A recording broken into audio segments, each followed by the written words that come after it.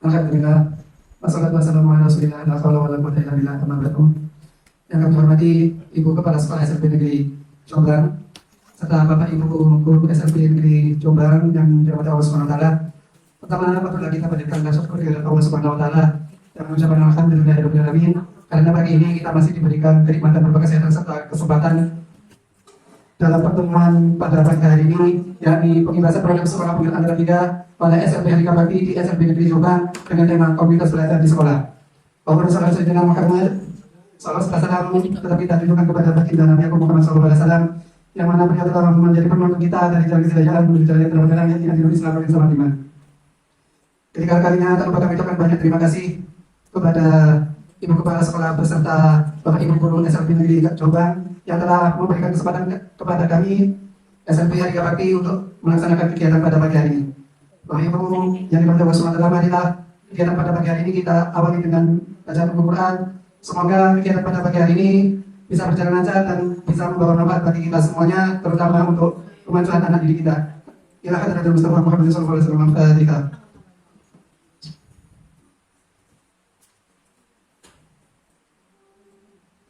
Untuk acara yang selanjutnya yang ini sambutan dari Ibu Kepala Sekolah SMP Negeri Jombang, kepadanya waktu dan tempat diaturkan. Dari SMP Harika Bakti Pekalongan, teman-teman guru SMP Negeri Jombang yang saya sayangi, langsung aja gitu. Saya mau ucapkan banyak terima kasih kepada teman-teman dari SMP Harika Bakti karena telah sudi meluangkan waktu dan ilmunya untuk kami di SMP Negeri Jombang ini. Jujur saja gitu, PMF buat kami seperti makanan baru. Oh, posisi PMF ini gitu. Jadi kami masih ragu-ragu. Jadi belajarnya YouTube, ya seperti juga dari YouTube, dari kayak gitu saja mungkin. Jadi perkembangan pasnya itu kami masih bingung. Gitu. Saya mau terima kasih teman-teman dari SMP Harika Bakti dan teman-teman dari SMP Negeri Jombang. Siapkah Anda untuk belajar siang hari ini? Siap. Oke, Ibu, teman-teman sudah siap semuanya. Tolong dibantu, ya. Kurang lebihnya saya mohon maaf apabila ada kata yang kurang berkenan. Assalamualaikum warahmatullahi wabarakatuh. Langsung saja, karena ini di hari Jumat dan biar waktunya tidak termakan oleh apa yang saya sampaikan, saya akan menyampaikan beberapa saja. Nanti kita langsung action untuk kegiatannya. Nanti saya akan menyampaikan beberapa materi untuk action kegiatannya nanti seperti apa, aksi nyatanya seperti apa, nanti dipandu oleh Bu Leni.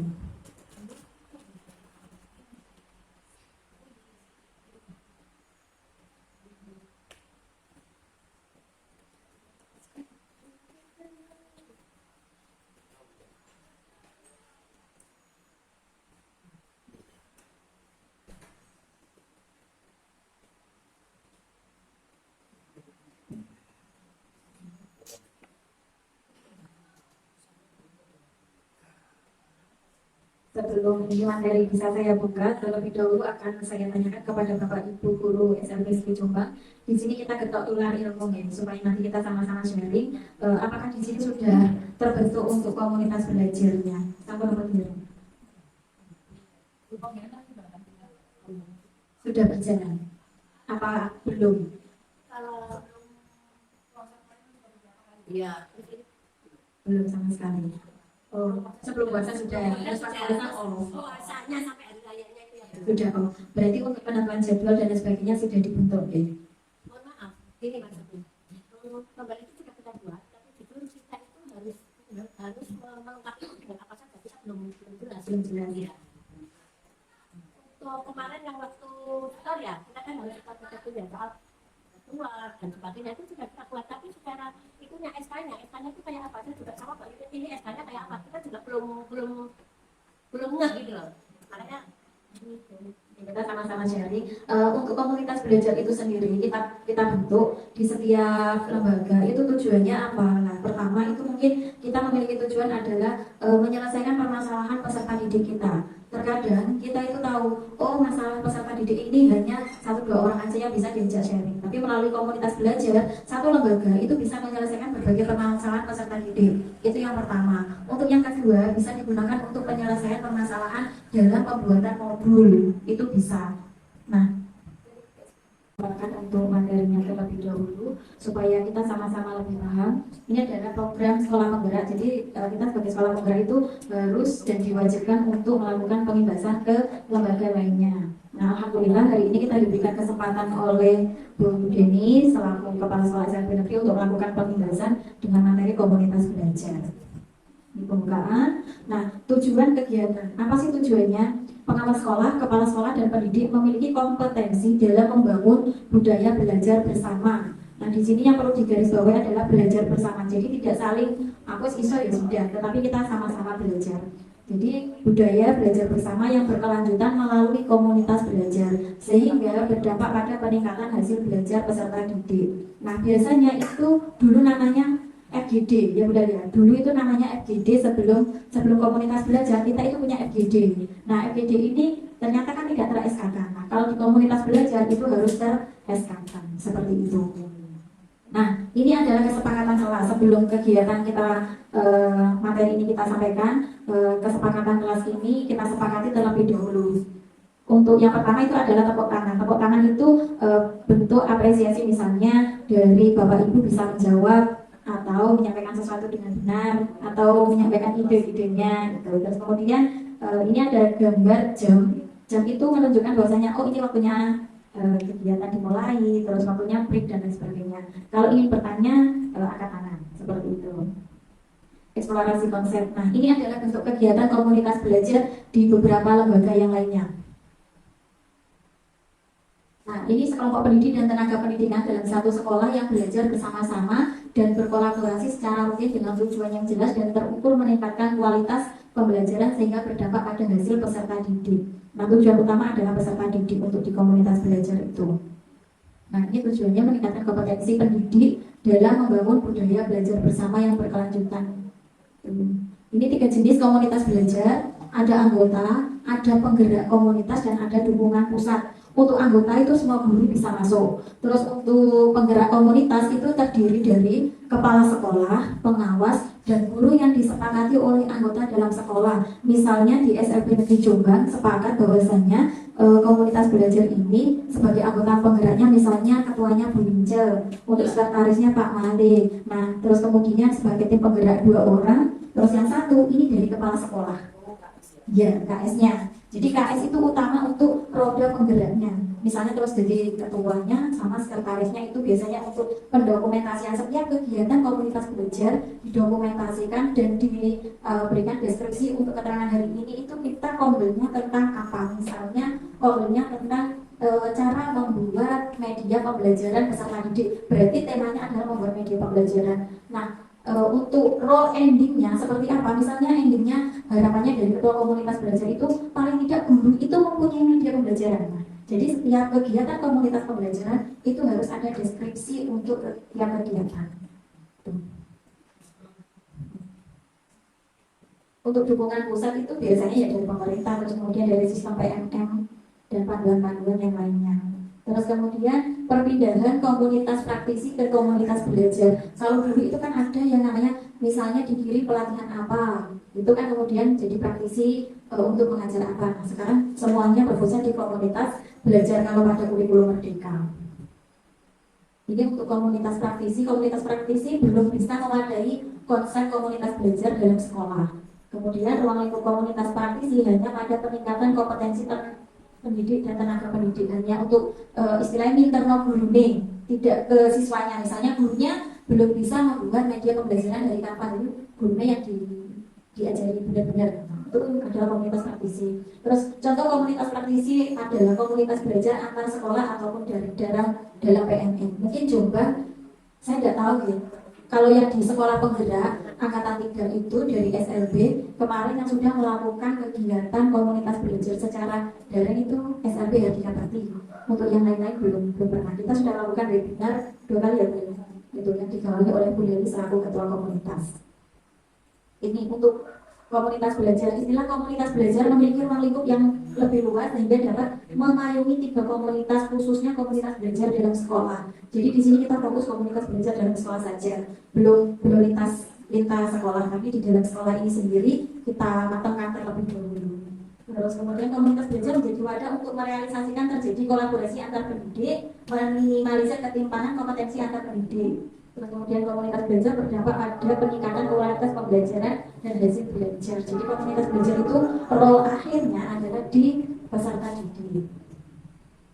Nah, ini adalah peran dari komunitas belajar. Jadi nanti untuk yang sebagai ketua komdel harus lebih paham ini ya. Memberikan memfasilitasi belajar bersama tentang kurikulum merdeka. Mungkin kurikulum merdeka ini adalah baru, tetapi meskipun baru, saya yakin di sini sudah bukan makanan baru lagi, tetapi sudah dilaksanakan di 2 tahun ini seperti itu. Terus kemudian bisa memberikan fasilitas diskusi dalam memecahkan permasalahan seputar kurikulum merdeka.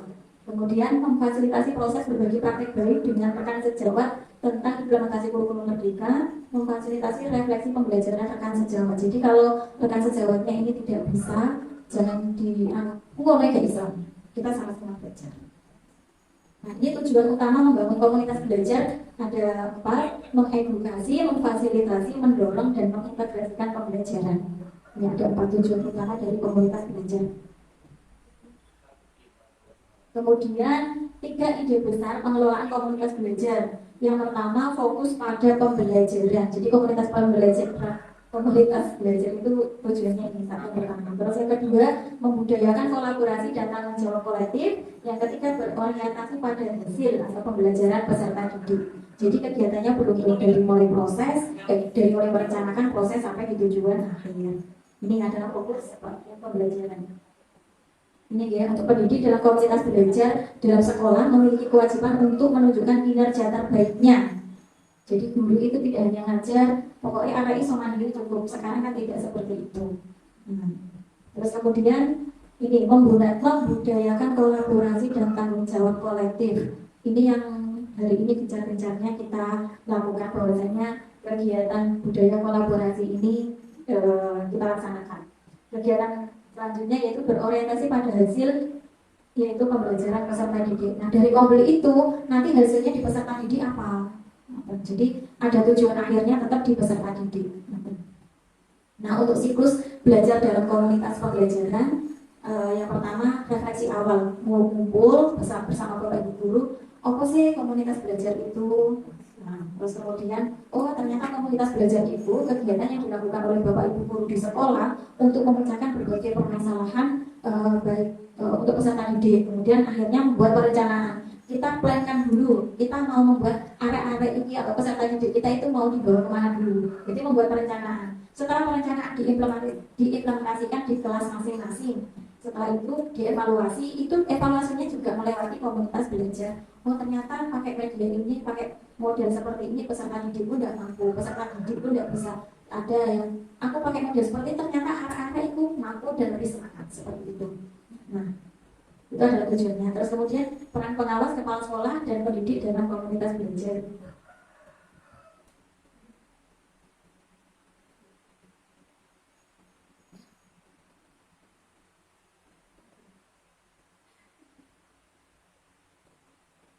Untuk perannya sih tidak jauh berbeda dari yang tadi. Terus selanjutnya apa boleh?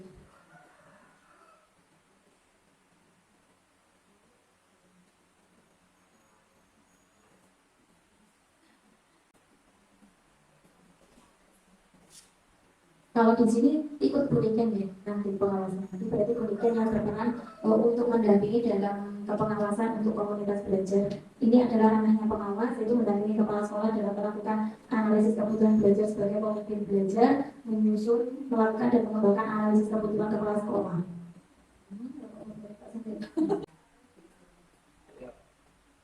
Komunitas belajar itu semuanya, tetapi sebagai role penggeraknya itu harus hadir sebenarnya.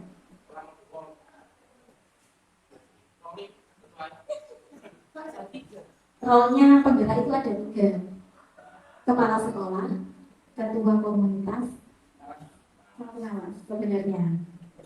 Kalau pengawasnya tidak hadir, berarti kepala sekolah menunjuk yang ikut melancarkan produknya komunitas. Misalnya sekretaris komunitas, misalnya sekretarisnya Pak Sainur, berarti yang harus digerakkan, yang bagian tim penggeraknya adalah Bu Injil sama Pak Sainur gitu.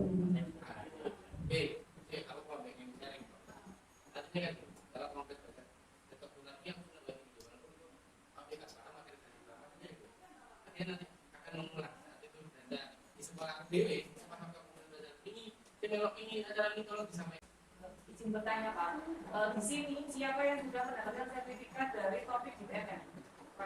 Katanya sudah tertolak. Kalau belum mendapatkan satu sertifikat, berarti tidak bisa membuat komunitas belajar. Syaratnya itu harus sudah mendapatkan sertifikat untuk menjadi ketua komunitas. Ada satu. Topiknya. Kemudian tidak masuk di sini.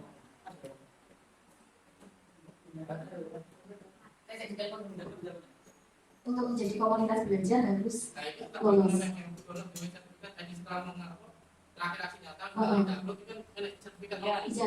harusnya kita bisa buat sekolah belajar. Ini belum perlu aku soalnya, makanya kita mau. Kalau satu itu, aku nyari diri, akhirnya ya kok negara turun. Nggak tahu. Kasih sertifikasi itu kasih muka ya, nggak tahu apa. Menjadi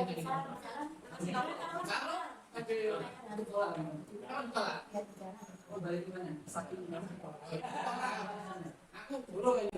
Nanti kita ajari untuk trik and triknya supaya kita dapat sertifikat di BMM. Nah, makanya sebelum itu saya jelaskan, oh komplit itu ini. Nah, makanya nanti kita actionnya adalah kita praktek untuk membuat aksi nyatanya melalui BMM. Nah, siapa tahu terus 2 minggu bulan ini ya dapat sertifikat itu. Sertifikat itu muncul di minggu ketiga.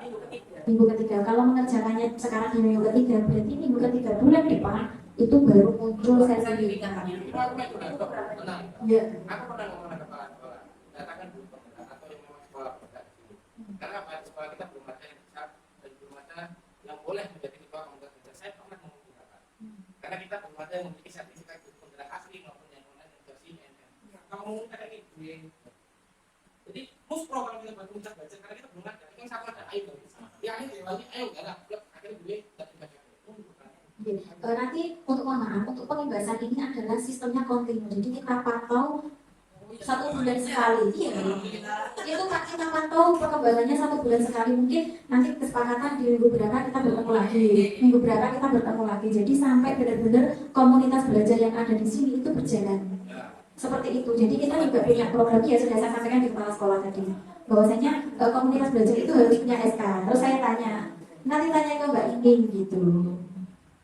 Oh, nanti saya tanyakan, ternyata kan belum punya SK-nya. Nah, sedangkan kalau komunitas belajar itu harus ter-SK-kan. Itu yang lebih bagusnya. Nah, didesainkan apa SK-nya?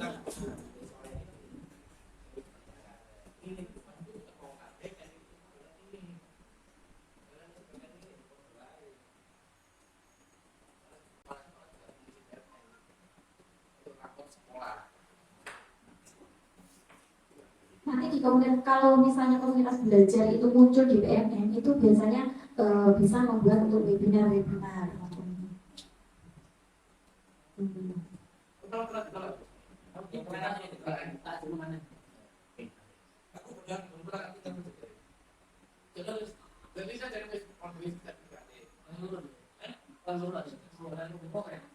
Topik yang wajib itu adalah kurikulum merdeka sama merdeka mengajar. Kalau sudah dapat 2 sertifikat itu baru bisa membuat komunitas. Dan satu kelompok komunitas ada 3. Jadi ketua sekretaris sudah. Jadi harus ada 3 guru yang punya sertifikat. Oh gitu. Bukan berarti 3 kurang guru. Ini harus 3 orang.